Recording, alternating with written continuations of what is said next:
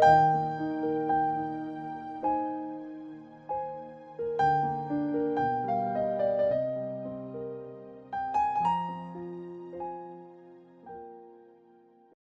teman-teman, kemarin pada ikutan gak di Natal Gloji yang pertama kali diadakan secara online.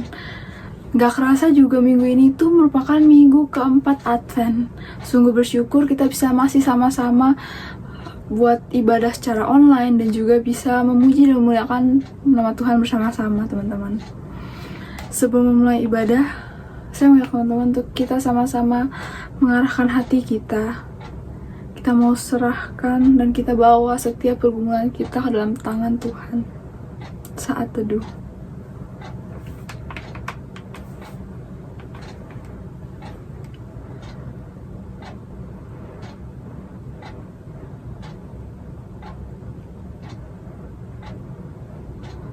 Tuhan, inilah kami Tuhan, anak-anak-Mu, datang kembali ke hadapan-Mu ya Tuhan.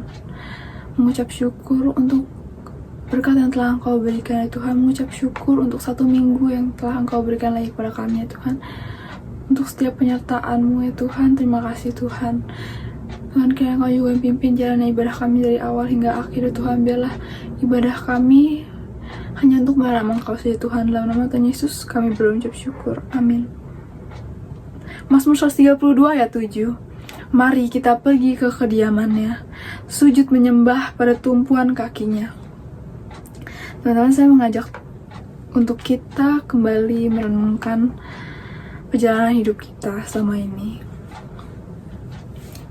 Mari kita melihat penyertaan Tuhan yang senantiasa ada dari awal hingga sekarang.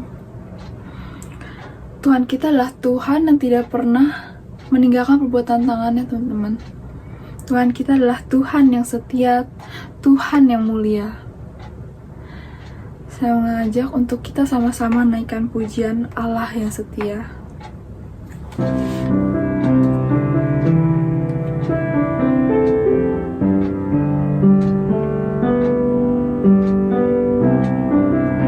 Yesus, Kau telah memulai. Yesus, Kau telah memulai segala yang baik dalamku. Engkau menjadikanku serupa gambaran-Mu dan berharga di mata-Mu. Yesus, Kau telah memulai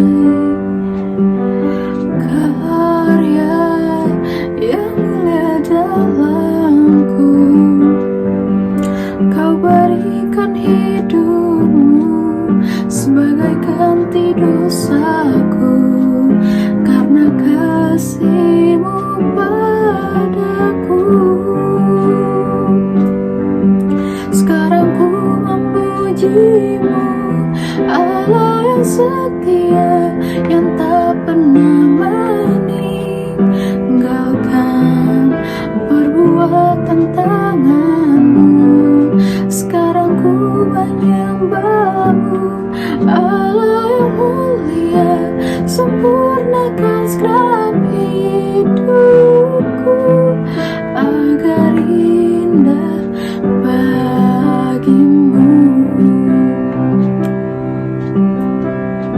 Yesus, Kau telah memulai.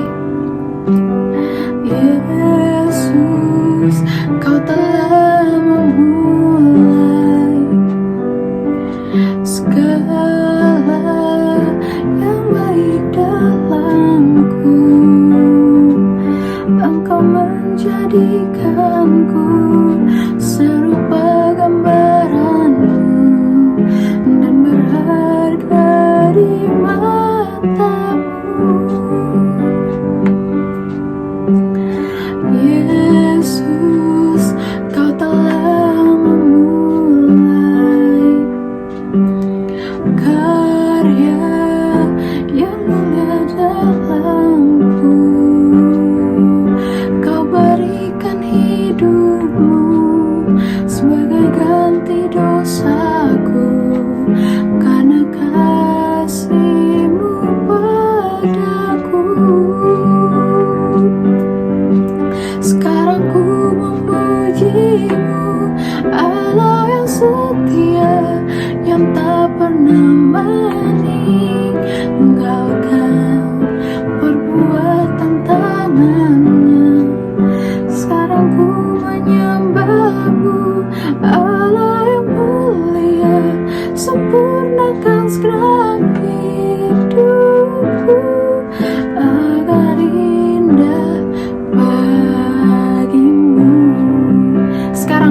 memujimu. Sekarang ku memujimu, Allah yang setia, yang tak pernah meninggalkan perbuatan tanganmu. Sekarang ku menyembahmu, Allah yang mulia, sempurnakan segenap hidupku agar indah bagimu.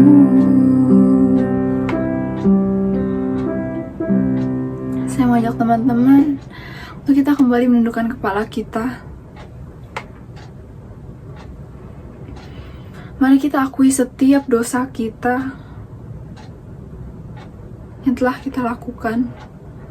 Seberapa sering teman-teman kita melukai hati Tuhan, seberapa sering kita menyakiti hati Tuhan dengan dosa-dosa yang telah kita lakukan. Namun tangan Tuhan selalu terbuka untuk kita teman-teman, dan menunggu kita pulang.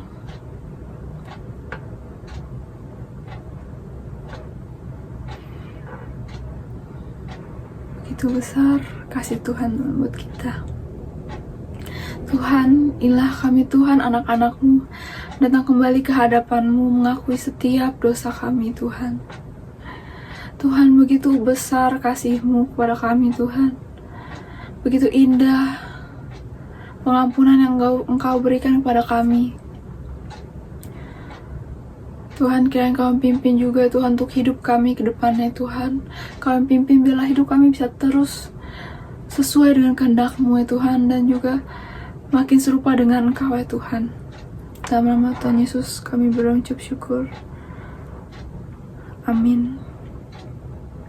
Teman-teman,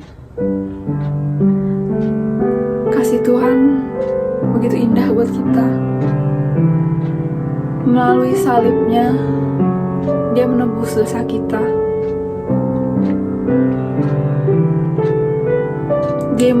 Melalui darahnya, Dia menyucikan hidup kita teman-teman. Mari kita angkat pujian karena salib-Mu.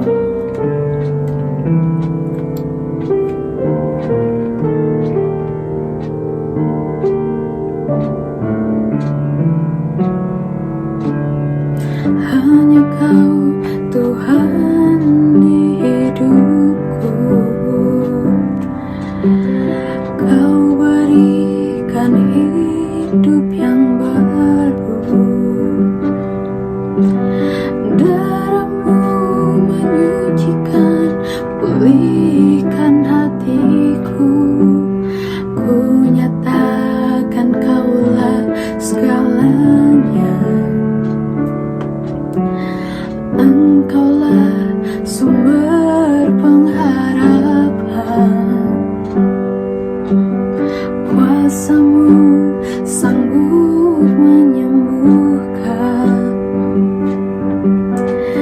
Jiwaku pun berserah hanya kepadamu. Yesus, Kaulah segalanya. Karena salib-Mu ku hidup. Karena salib-Mu ku menang. Engkau yang berkuasa, sanggup untuk melakukan mukjizat-Mu di hidupku. Kaulah Tuhan di hidupku. Kau berikan hidup yang baru. Darah-Mu menyucikan, pulihkan hatiku. Ku nyatakan Kaulah segalanya. Engkaulah sumber pengharapan. Kuasa-Mu sanggup menyembuhkan. Jiwaku pun berserah hanya kepadamu, Yesus, Kaulah segalanya. Karena salib-Mu ku hidup, karena salib-Mu ku menang. Engkau yang berkuasa sanggup untuk melakukan mukjizat-Mu.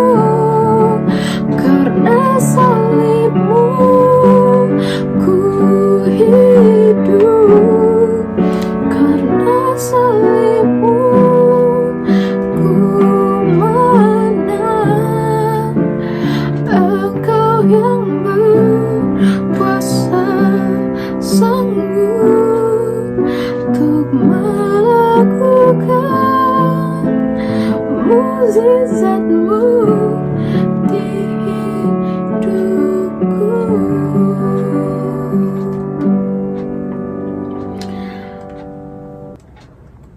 Teman-teman, saya undang untuk bangkit berdiri. Yohanes 3 ayat 16.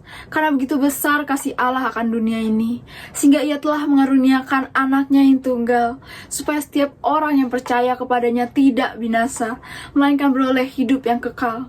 Teman-teman, begitu besar kasih setia Tuhan buat kita, teman-teman. Tuhan kita adalah Tuhan yang baik, Tuhan yang sangat baik, teman-teman. Mari kita puji Dia, kita sembah Dia. Mari kita angkat pujian sebab Tuhan baik.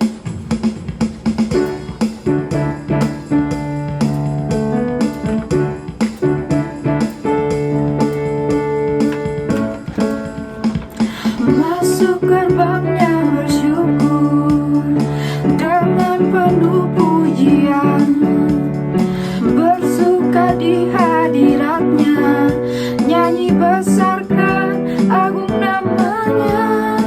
Pujian tiuplah sangkakala, musik dan tarian.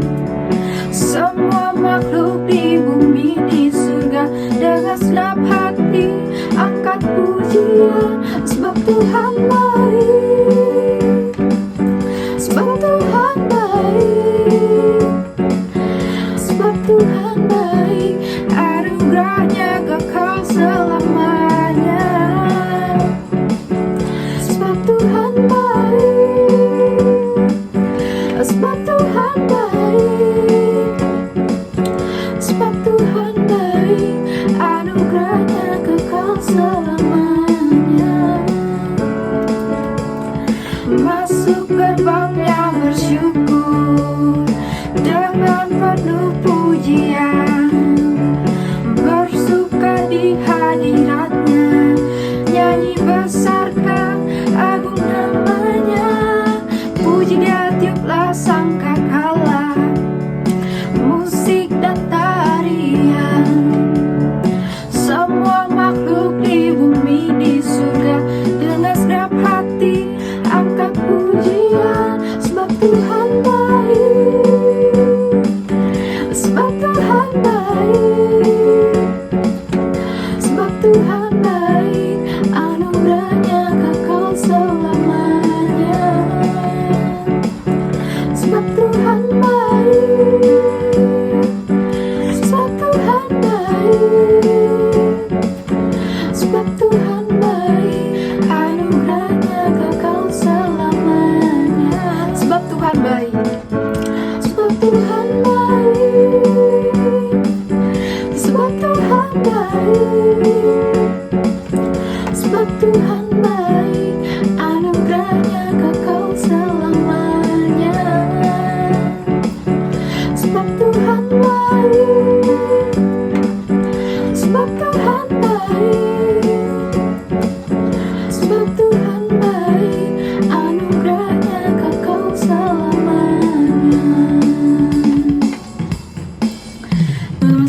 Silakan untuk duduk kembali.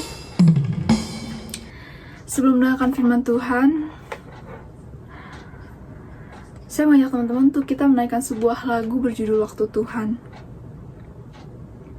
Dimana melalui lagu ini, saya diingatkan kembali tentang waktu Tuhan yang mungkin terkadang kita tidak mengerti. Seperti di masa-masa sekarang ini.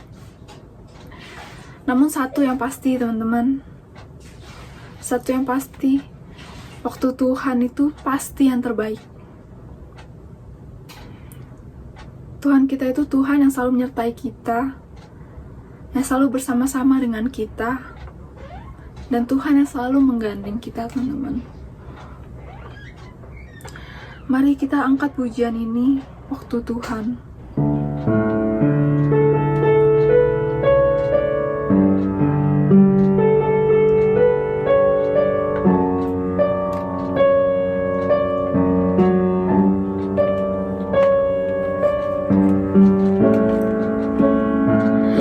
Bila kau izinkan sesuatu terjadi,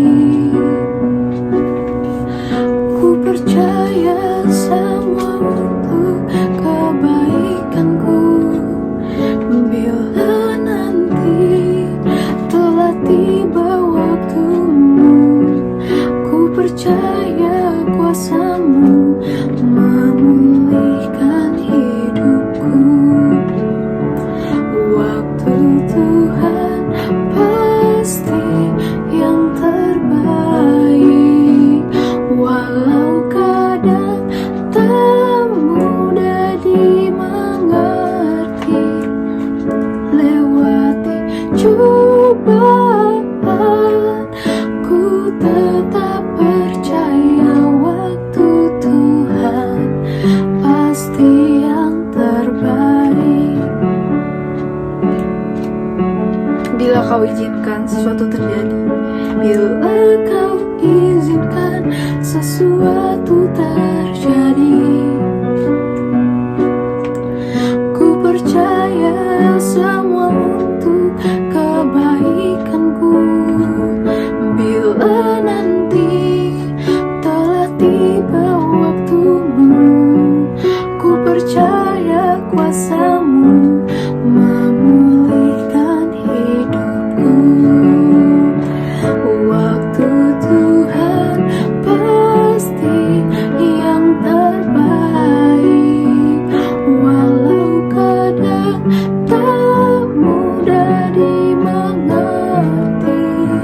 Lewati cobaan, ku tetap percaya waktu Tuhan pasti yang terbaik.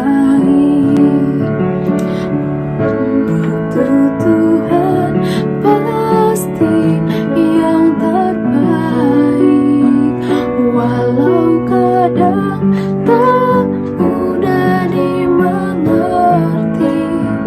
Lewati cobaan, ku tetap percaya waktu Tuhan pasti yang terbaik. Teman-teman, mari kita mendengarkan firman Tuhan. Shalom Bapak Ibu Saudara sekalian, apa kabarnya? Semoga setiap kita dalam keadaan sehat-sehat dan baik saja. Itu juga menjadi doa saya buat setiap diri kita. Nah, sebelum kita mendengarkan sabda firman Tuhan, mari kita berdoa terlebih dahulu. Bapa di surga, kami naikkan puji dan syukur kepada Engkau Allah yang baik, yang sudah memberkati pujian pengagungan kami, sembah sujud kami. Biarlah Tuhan dipuaskan, disenangkan. Dan tibalah saatnya kami akan mendengarkan sabda firman Tuhan. Berbicaralah kepada kami, ajarlah kami ya Bapa, biarlah yang menyampaikan dan yang mendengarkan sabda firman Tuhan sama-sama diberkati.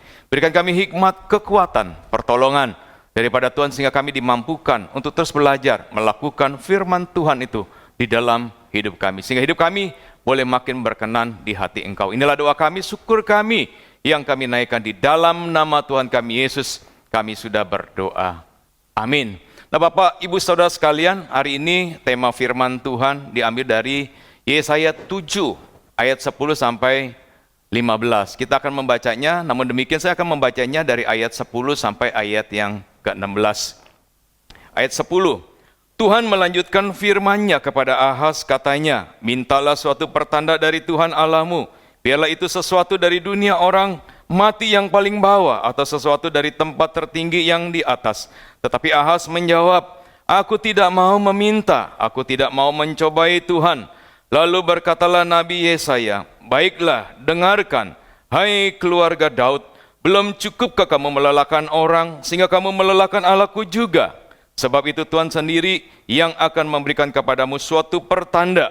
Sesungguhnya seorang perempuan muda mengandung dan akan melahirkan seorang anak laki-laki, dan ia akan menamakan dia Immanuel. Ia akan makan dadi dan madu sampai ia tahu menolak yang jahat dan memilih yang baik. Sebab sebelum anak itu tahu menolak yang jahat dan memilih yang baik, maka negeri yang kedua rajanya engkau takuti akan ditinggalkan kosong. Nah, hari ini temanya adalah Immanuel. Nah, saudara-saudari, konteks firman Tuhan pada hari ini terdapat di dalam ayat 1 sampai ayat yang ke-9. Di mana pada waktu itu kerajaan Israel terpecah menjadi dua, yaitu sebelah utara dan di sebelah selatan.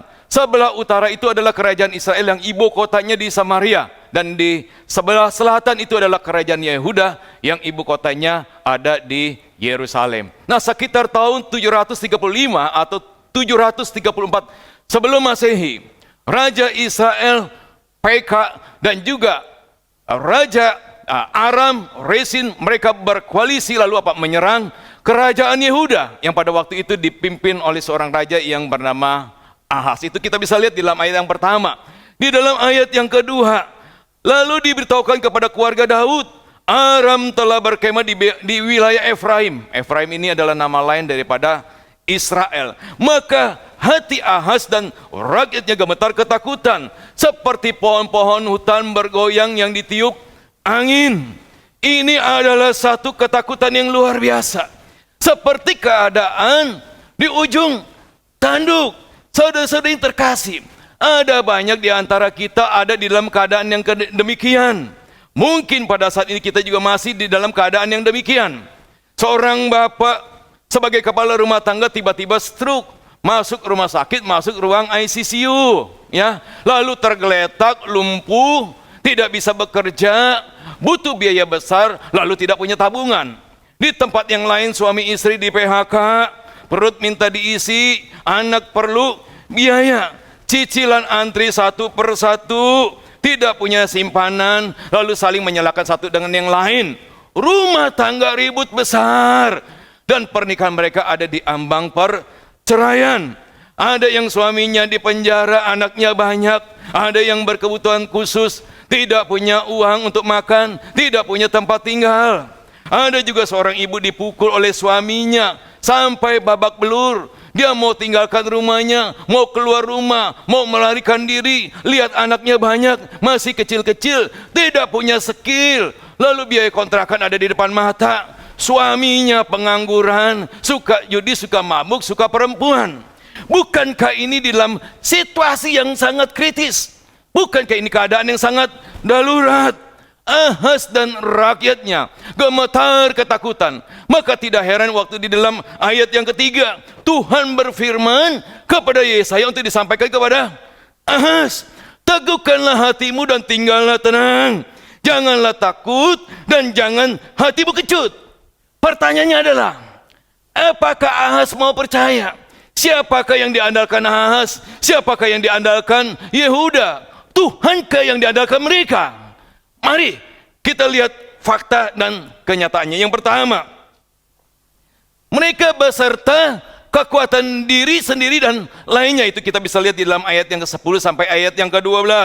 Ayat 10 mengatakan kepada kita, Tuhan melalui Yesaya melanjutkan firman-Nya kepada Ahaz, katanya demikian, mintalah suatu pertanda dari Tuhan Allahmu, biarlah itu sesuatu dari dunia orang mati yang paling bawah, atau sesuatu dari tempat tertinggi yang ada di atas. Di dalam ayat 11, firman Tuhan ini untuk meyakinkan Ahaz untuk minta suatu tanda dari Tuhan, tanda dari dunia orang mati, tanda dari langit yang tertinggi. Ini adalah satu tanda yang sangat luas, yang sangat sulit, dan bahkan yang extraordinary. Tapi Ahaz dia menjawab, dan dia menolak, aku tidak mau meminta, aku tidak mau mencobai Tuhan. Penolakan Ahaz ini terdengar sangat-sangat rohani. Dan seperti yang dikatakan di dalam Ulangan 6 ayat 16, jangan kamu mencobai Tuhan Allahmu. Ahaz secara munafik, dia berdalih, dia tidak mau mencobai Tuhan, tetapi sesungguhnya Ahaz itu sudah menetapkan hatinya, mengambil keputusan untuk bersandar yang pertama kepada kekuatan dirinya sendiri. Dia mau bersandar kepada pikirannya, pengetahuannya, pengalamannya. Yang kedua, dia mau bersandar kepada kekuatan orang lain, bersandar kepada bangsa yang lain, yaitu kepada Tiglat-Pileser III atau kepada bangsa Asyur. Hal ini kita bisa lihat di dalam 2 Raja-Raja 16 ayat 7. Ahaz memohon kepada Tiglat-Pileser melalui utusan-utusannya. Yang pertama, dia berkata, aku ini hamba-Mu. Ahaz di sini dia menghambakan diri. Lalu dia berkata, aku ini anakmu. Lalu yang kedua dia berkata, majulah dan selamatkanlah aku dari tangan Raja Aram dan dari tangan Raja Israel yang telah bangkit menyerang aku. Siapakah Tiglat-Pileser ketiga ini sehingga Ahaz itu menghambakan dirinya? Yang pertama, dia itu adalah Raja Agung Asyur pada abad ke-8 sebelum Masehi, dan secara luas dia dihormati sebagai pendiri kekaisaran Asyur baru. Yang kedua, bangsa Asyur menyembah banyak dewa. Tiap-tiap kota Asyur itu ada dewanya sendiri-sendiri. Asyur itu adalah nama dewa daripada kota Asyur yang merupakan ibu kota daripada Assyria. Dan Asyur ini, dewa Asyur ini adalah rajanya dewa-dewa yang lainnya. Ishtar itu adalah dewi kota Niniwe.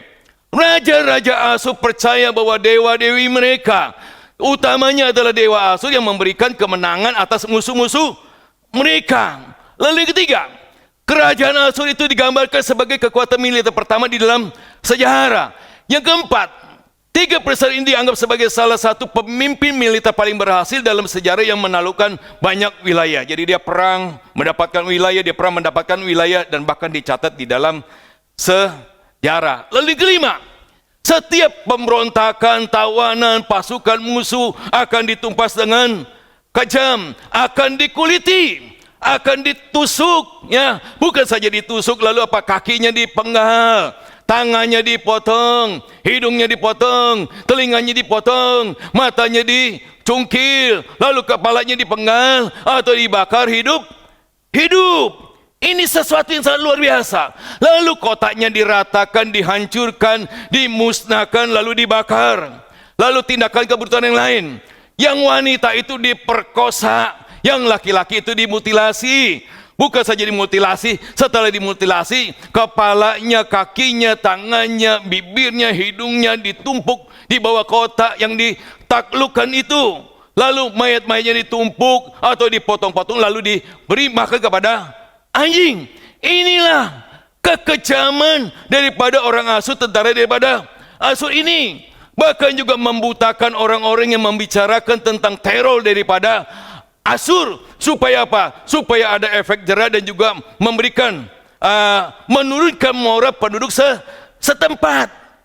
Lalu juga Tiglat-Pileser itu hidup sejaman dengan raja-raja Israel, yaitu Menahem, Pekah, Hosea, Raja Yehuda, yaitu Usia dan Ahaz, dan Raja Aram yang bernama Resin. Ahaz bukan saja bersandar kepada dirinya sendiri, bukan saja bersandar kepada orang lain, kepada bangsa lain, tapi dia bersandar kepada hartanya. Dia membayar upeti, mengambil perak dan emas yang terdapat di rumah Allah dan juga perbandaran istana raja dan mengirimkannya kepada Asyur. Saudara-saudari yang terkasih, kita ini boleh percaya kepada diri kita, kita boleh percaya kepada orang lain, kita boleh minta bantu atau minta tolong kepada orang lain, tapi kita jangan mempercayakan diri kita atau mengandalkan diri kita. Kita jangan mengandalkan orang lain sehingga kita lupa mengandalkan Tuhan. Yusuf waktu awal-awal masuk penjara, lalu dia menafsirkan mimpi seorang juru minum, lalu dia bersandar kepada juru minum itu supaya apa? Dia bisa dikeluarkan dalam penjara. Tapi akhirnya 2 tahun yang lewat, maka Tuhan melepaskan dia dalam penjara. Lalu Simpson, Orang yang terkuat pada waktu itu menggunakan kekuatan yang berasal daripada Allah dengan sembarangan. Akhir hidupnya matanya dibutakan, lalu menjadi lawakan, lalu ada mati dengan mengenaskan. Kenapa? Mengandalkan diri sendiri. Kapal Titanic yang merupakan kapal Britania, ya, yang luar biasa itu, yang tenggelam pada pelayaran pertamanya pada tanggal 15 April 1912, yang sempat dicap sebagai kapal kesombongan. Karena pembuatnya itu, Thomas Andrew, berkata, ya, mengklaim bahwa kapal ini tidak mungkin tenggelam. Ya, bahkan Tuhan pun tak bisa menenggelamkan kapal ini. Begitu sombongnya, begitu mengandalkan pikirannya, kekuatan diri pribadi dan teknologinya sendiri. Kosmonot Uni Soviet juga digagarin. Ya, dia berkata tidak ada Tuhan, mengandalkan dirinya, mengandalkan pengetahuannya, mengandalkan teknologinya. Dan pada waktu uji coba pesawat baru pada tanggal 27 Maret 1968, terjadi musibah, lalu dia meninggalkan dunia. Inilah hal-hal yang didapati orang-orang yang mengandalkan diri sendiri. Ahaz mengandalkan kekuatan dirinya, dia mengandalkan orang lain, dia mengandalkan bangsa yang lain. Itu yang pertama. Yang kedua, dia mengandalkan apa? Mengandalkan ilah yang lain. 2 Raja-Raja 16 ayat 10 sampai 18. Di dalam 2 Raja-Raja 16 ayat 10 dan 11, Ahaz setelah 3 Pilesar Asyur itu menghancurkan Israel dan Aram, Ahaz pergi menemui 3 Pilesar. Dia pergi ke Damsyik. Di sana dia melihat mezbah yang ada di Damsyik. Kemudian dia memberitakan Imam Usia, ya, melalui utus-utusannya untuk apa? Membuat mezbah yang sama.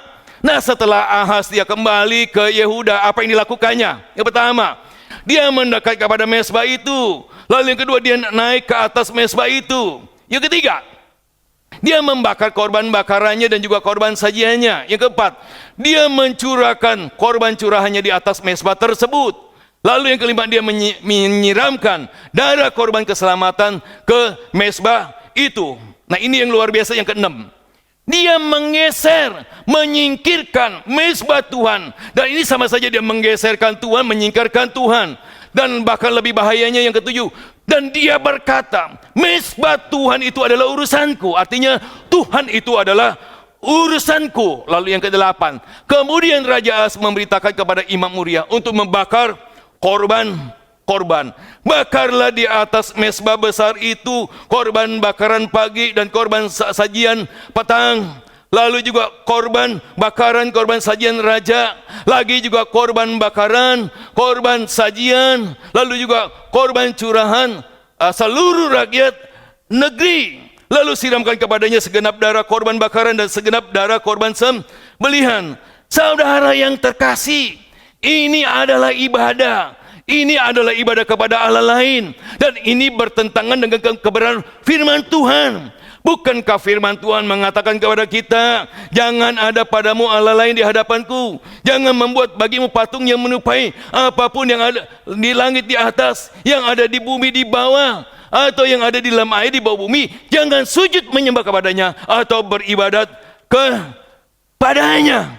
Dari mengandalkan kekuatan dirinya sendiri, lalu mengandalkan orang lain, lalu mengandalkan bangsa lain, dan pada akhirnya mengandalkan ilah-ilah yang lain. Saya percaya, saya yakin, ilah-ilah itu punya kuasa, tetapi tidak maha kuasa. Waktu saya kecil, ya, sering dengan teman-teman main jelangkung gitu ya. Jadi nggak sembarangan tuh ya panggil arwah melalui satu media tertentu, ya, nggak semua orang bisa pegang jelangkungnya itu. Lalu dipanggil arwahnya, masuk gitu ya, ditanya, ya, satu peristiwa, kadang benar, kadang tidak benar, ya, punya kuasa tetapi tidak maha kuasa. Tetangga saya, istrinya 2 hari nggak pulang ke rumah. Singkat ceritanya, tetangga saya tanya orang pintar ya. Waktu tanya sama orang pintar, ada 2 pertanyaan yang tepat, yang selebihnya itu berbeda. Yaitu pertama, istri saya ada di mana? Ada di rumah sakit. Betul, di rumah sakit Cipto. Keadaannya bagaimana? Meninggal dunia. Itu 2 yang paling tepat. Punya kuasa tetapi tidak maha kuasa. Ada seorang ibu jadi istri kedua daripada seorang bapak, ya. Karena suaminya jarang ke tempat dia, pulang ke rumah, maka dia tanya orang pintar. Dengan tujuan apa? Supaya suaminya kembali ke rumah lebih sering daripada istri yang pertama. Ternyata istri yang pertama juga tanya, ya, orang pintar. Tujuannya sama, supaya suaminya lebih banyak pulang ke rumah dan lain sebagainya. Ada apa? Perang gitu, ya. Ya, lalu apa? Kenalah anaknya, ya, hari-hari tertentu, ya, sikapnya, tingkah lakunya aneh, ya, dibawa ke dokter, dibawa ke rumah sakit. Dokter ngomong, ini anak kamu nggak ada sakit apa-apa, bawa pulang aja. Ini bukan sakit secara fisik. Dulu saya pernah beritakan Injil kepada anaknya ini. Waktu beritakan Injil, kau masuk kuasa gelap. Itu Pak, siluman ular. Maka kami tengking di dalam nama Tuhan Yesus Kristus. Ya, ilah-ilah, kuasa gelap, punya kuasa tetapi tidak maha kuasa. Suatu hari pada pukul 2.30 pagi, saya ditelepon oleh seorang bapak. Ya, dia dapat nomor saya dari keluarganya. Ya, kenapa? Karena ada wanita idaman yang lainnya itu yang dibawa di mobil Mercedes itu sedang kemasukan kuasa gelap. Dia mau bawa ke pastori, saya bilang jangan. Ya, jam 2.30 pagi. Nanti dari atas sampai bawah semua bangun. Ya, itu pastornya hamba Tuhan, masing-masing punya anak itu. Saya bilang datang aja ke gereja jam 2.30, bukan di sini, di tempat yang lain. Sehingga ceritanya sampai di gereja. Ya, saya ajak semua tengking di dalam nama Tuhan Yesus. Ya, roh itu keluar, lalu kami tanya, ya, kenapa sampai masuk kuasa kegelapan ini? Ternyata apa? Ya, wanita ini adalah wanita yang kurang baik, ya, pekerjaannya tidak baik. Dia minta penglaris dari orang-orang pintar, ada syarat, ya, ada hal-hal yang harus dilakukan. Karena tidak dilakukan, maka apa? Dia kemasukan kuasa kegelapan itu. Lalu kami beritakan Injil kepada dia, dia mau percaya kepada Tuhan. Lalu kita nasihatin dia. Tahu gak bapak itu sudah punya istri, sudah punya anak, kamu melakukan sesuatu yang tidak baik. Lalu kita juga nasihati bapak itu, Pak, kamu juga sudah punya istri, punya anak, ya, tinggalkan perbuatan ini. Saya tidak tahu sampai saat ini apa sudah tinggalkan perbuatan-perbuatan itu. Intinya, ya, kuasa gelap, ilah-ilah punya kuasa tetapi tidak maha kuasa. Itu yang kedua. Yang ketiga, beserta kita Allah. Ayat 13 sampai ayat yang ke-16. Ayat 13 dikatakan, lalu berkatalah Nabi Yesaya, baiklah dengarkan, hai keluarga Daud, belum cukup ke kamu melelahkan orang, sehingga kamu melelahkan Allahku juga. Yesaya menegur Ahaz, menegur istananya, menegur keturunan Daud dan seluruh keluarga kerajaan, karena mereka itu apa? Menghina nubuatan dan sama sekali tidak menghargai wahyu ilahi yang berasal daripada Tuhan. Belum cukupkah kamu melelahkan orang? Dengan apakah mereka melelahkan orang-orang? Yaitu dengan penindasan dan kelaliman yang memberatkan, yang memuakkan banyak orang. Sehingga juga apa? Melelahkan Allahku juga. Saudara yang terkasih, yang namanya manusia itu bisa lelah, termasuk orang-orang muda itu menjadi lelah dan menjadi lesu. Yesaya 40 ayat 30 mengatakan kepada kita demikian. Pertanyaannya adalah, apakah Tuhan bisa lelah? Tuhan tidak bisa lelah. Tuhan ialah Allah yang kekal, yang menciptakan bumi dari ujung ke ujung, tidak menjadi lelah dan tidak menjadi lesu, tak terduga pengertiannya. Itu yang dikatakan oleh Yesaya 40 ayat ke-28. Frase melelahkan Allah ini artinya bahwa adalah tidak ada yang lebih menyedihkan hati Allah yang berada di surga itu, yaitu bahwa tindakan mereka yang tidak percaya kepada Tuhan. Lalu bukan saja mereka tidak percaya, mereka menghina, mereka meremehkan dengan perkataan yang terdengar rohani tetapi sesungguhnya berbeda dengan isi hatinya. Mereka menghina, mereka meremehkan bahwa Allah sanggup menolong mereka. Mereka menghina, mereka meremehkan nabi-nabi Allah sebagai pembawa berita daripada Allah. Sehingga tidak heran di dalam ayat 14 sampai ayat 16, sebab itu Tuhan sendiri yang akan memberikan kepadamu suatu pertanda. Yang pertama, ini tandanya adalah sesungguhnya seorang perempuan muda, ya mengandung. Perempuan muda di sini bahasa Ibrani adalah Alma, dan bahasa Yunaninya di dalam Septuaginta itu adalah Parthenos, yang artinya the virgin, gadis, perawan, wanita muda yang belum menikah, yang belum melakukan hubungan intim dengan seorang pria. Yang kedua, dan akan melahirkan seorang anak laki-laki. Ini tanda yang jelas, laki-laki. Yang ketiga, dan ia akan menamakan dia Immanuel. Immanuel, ya, M-nya 1 atau M-nya 2, sama saja, ya. Terdiri dari 2 suku kata, yaitu Imanu yang berarti beserta kita, bersama kita, atau dengan kita. Lalu yang kata kedua adalah El yang artinya Allah. Jadi Immanuel itu adalah artinya beserta kita, bersama kita, dengan kita, Allah. Nah, nama ini digunakan di dalam perjanjian baru dipakai untuk nama Yesus Kristus. Itulah arti Immanuel. Lalu tanda yang keempat, Immanuel akan makan dadi dan madu sampai ia tahu menolak yang jahat dan memilih yang baik. Walaupun Yesus dikandung oleh Roh Kudus dan dilahirkan dengan luar biasa, ya, ia akan makan dadi dan madu.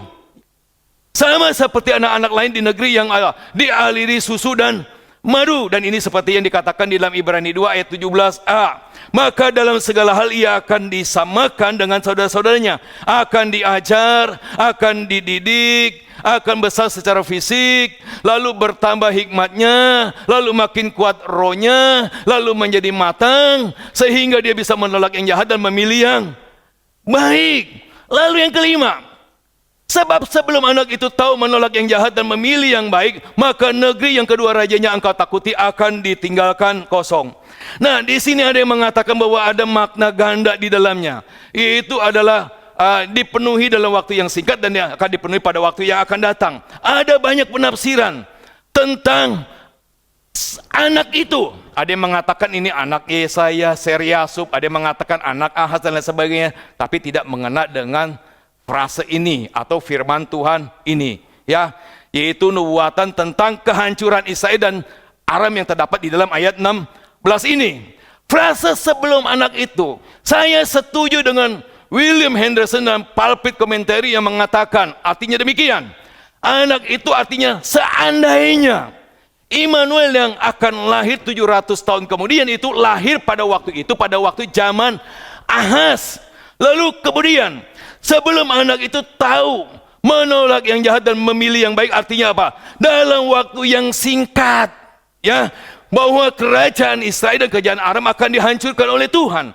Dan hal ini, semuanya ini digenapi dalam waktu yang dekat, yaitu 2 atau kurang lebih 3 tahun kemudian, yaitu Hosea bersekutu dengan Asyur, lalu melawan Israel dan membunuh PK.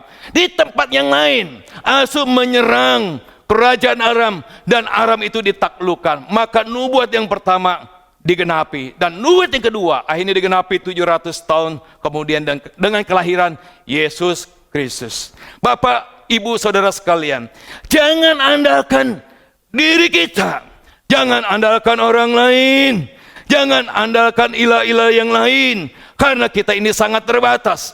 Orang lain sangat terbatas. Ilah-ilah punya kuasa tetapi tidak maha kuasa. Dan bahkan firman Tuhan berkata di dalam Yeremia 17 ayat 5, terkutuklah orang yang mengandalkan manusia, lalu yang mengandalkan kekuatan sendiri dan hatinya menjauh daripada Tuhan. Andalkanlah Allah, karena Dia Immanuel, Allah beserta dengan kita, bersama dengan kita. Allah yang apa? Yang dengan kita. Andalkan Allah, karena Dia bisa memakai diri kita, orang lain, bahkan Dia bisa memakai apapun dan siapapun untuk menolong kita. Allah memakai burung gagak memberikan makan kepada Nabi Elia pada waktu musim kekeringan. Pada waktu pagi maupun pada waktu petang, burung gagak mengirimkan roti dan mengirimkan daging, dan Nabi Elia bisa minum air dari sungai Kerit itu. Lalu juga Allah memakai janda di Sarfat untuk memberikan makan kepada Elia pada waktu musim kekeringan. Pada tepungnya tinggal segenggam, minyaknya tinggal sedikit, tapi toh Allah memakai janda ini. Allah juga memakai gempa bumi yang dahsyat untuk melepaskan Paulus dan Silas dari dalam penjara. Allah memakai Gideon dan 300 orang untuk menaklukkan Midian. Allah juga memakai Yosua dan bangsa Israel. Dia keliling kota Yeriko sampai hari ketujuh menjadi 13 kali, maka kota itu menjadi runtuh. Allah sanggup memakai apapun, Allah sanggup memakai siapapun, asal kita mau mengandalkan Dia. Dalam sebuah survei yang dilakukan oleh satu lembaga, yaitu Etna Medford, dia mengatakan bahwa Abraham Lincoln itu adalah presiden yang terbaik di Amerika. Dan ini disetujui oleh para ahli sejarah yang bahkan mengatakan 65 kali bahwa Presiden Abraham Lincoln ada presiden yang terbaik di Amerika Serikat. Pertanyaan kita adalah, apa yang membuat Abraham Lincoln begitu berhasil di dalam memimpin bangsa Amerika Serikat? Pernah suatu hari seorang yang sangat dekat dengan Lincoln berjalan melintasi kamar presiden ya yang ada di Gedung Putih. Pada waktu itu kebetulan pintunya terbuka sedikit dan secara tidak sengaja orang itu mendengar orang berbicara. Karena penasaran, dia mendekat ke pintu itu, lalu dia melihat satu kenyataan fakta yang nyata. Abraham Lincoln bertekuk lutut ya di samping tempat tidurnya dengan sungguh-sungguh berdoa kepada Tuhan. Apa yang menjadi doanya? Dia berkata demikian, Tuhan Yesus, tolonglah saya untuk memimpin bangsa yang besar ini.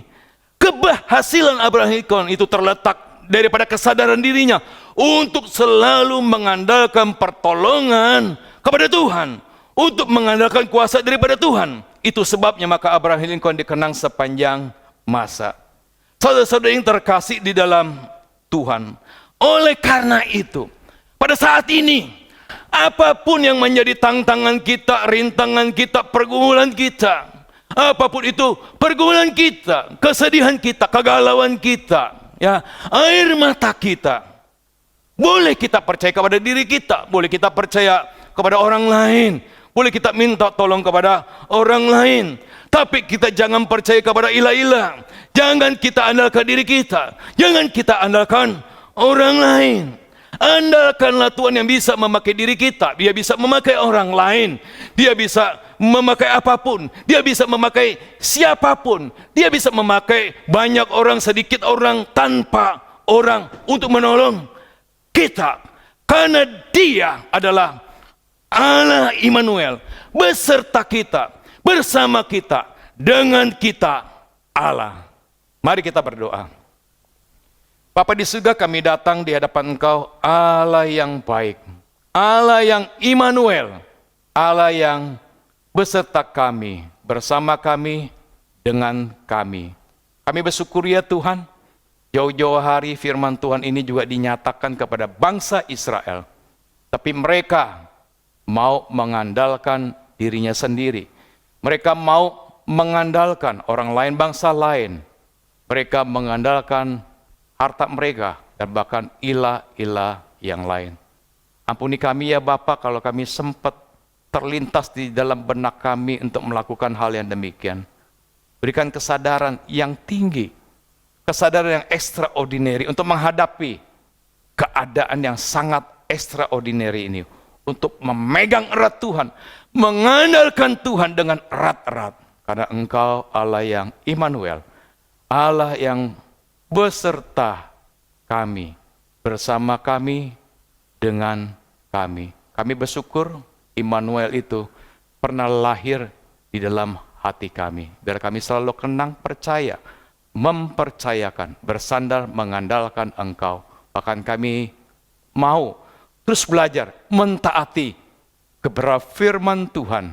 Dan tolong kami agar kami bisa setia sampai akhir hidup kami. Terpujilah nama Engkau Tuhan. Di dalam nama Tuhan kami Yesus kami sudah berdoa. Amin. Tuhan Yesus memberkati. Terima kasih untuk pemberitaan firman Tuhan. Saat ini marilah kita memberikan persembahan. Persembahan bisa ditransfer melalui rekening yang tertera atau bisa dititipkan melalui orang tua kita. Dan juga bisa dilakukan melalui QR Code yang tersedia.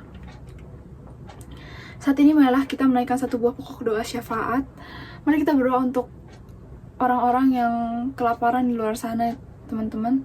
Mari kita berdoa Biarlah mereka bisa terus dikuatkan oleh Tuhan di saat pandemi seperti ini, di mana ekonomi juga semakin turun, teman-teman. Mari kita berdoa untuk mereka. Biarlah Tuhan yang jaga mereka, Tuhan yang lindungi mereka, teman-teman. Mari kita berdoa. Tuhan, anak kami, Tuhan, anak Tuhan datang pada hari datang. Kami mau Tuhan untuk para orang-orang yang kepada Tuhan.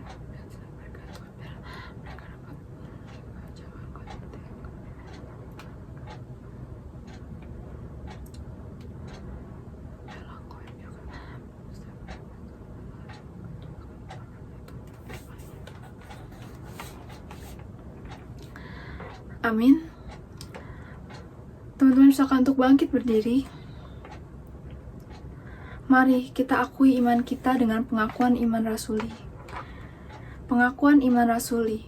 Aku percaya kepada Allah, Bapa yang Maha Kuasa, Khalik langit dan bumi, dan kepada Yesus Kristus, anaknya yang tunggal Tuhan kita, yang dikandung daripada Roh Kudus, lahir dari anak darah Maria, yang menderita sengsara di bawah pemerintahan Pontius Pilatus, disalibkan, mati dan dikuburkan, turun ke dalam kerajaan maut, pada hari yang tiga bangkit pula di antara orang mati, naik ke surga, duduk di sebelah kanan Allah, Bapa yang Maha Kuasa, dan dari sana yang akan datang untuk menghakimi orang yang hidup dan yang mati. Aku percaya kepada Roh Kudus, gereja yang kudus dan am, persekutuan orang kudus, pengampunan dosa, kebangkitan tubuh, dan hidup yang kekal. Amin. Roma 11 ayat 36. Sebab segala sesuatu adalah dari Dia, oleh Dia, dan kepada Dia. Bagi Dialah kemuliaan sampai selama-lamanya. Doksologi. Puji Allah, Bapa, Putra, puji Allah, Roh Kudus, ketiganya yang esa. Pohon selamat, sumber berkah.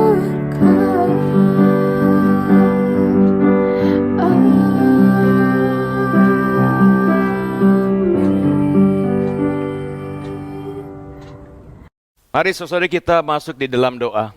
Bapa di surga, kami naikkan puji dan syukur kepada Engkau Allah yang baik, yang sudah memimpin persekutuan kami pada pagi hingga siang hari ini. Biarlah pujian kami, pengagungan kami, sembah sujud kami, ibadah kami ini memuaskan hati daripada Tuhan. Kami juga bersyukur firman Tuhan yang hari ini mengajarkan kepada kami agar kami tidak mengandalkan diri kami, pikiran kami, pengetahuan kami, pengalaman kami. Kami tidak mengandalkan orang lain. Kami juga tidak mengandalkan harta kami. Kami juga tidak mengandalkan ilah-ilah yang ada di dalam dunia ini. Tapi kami mau mengandalkan Engkau, Allah yang Immanuel, yang beserta dengan kami, bersama dengan kami.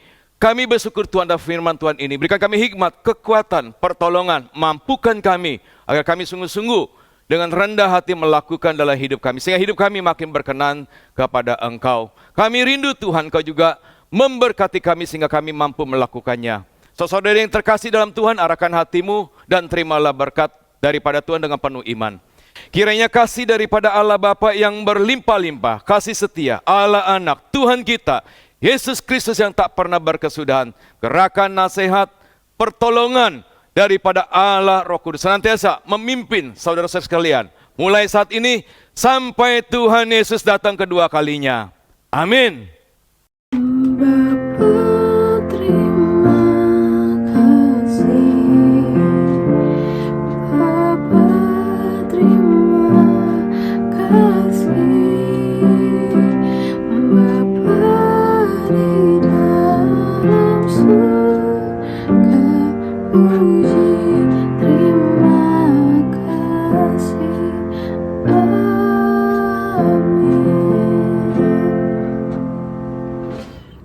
Selamat hari Minggu, Tuhan Yesus memberkati.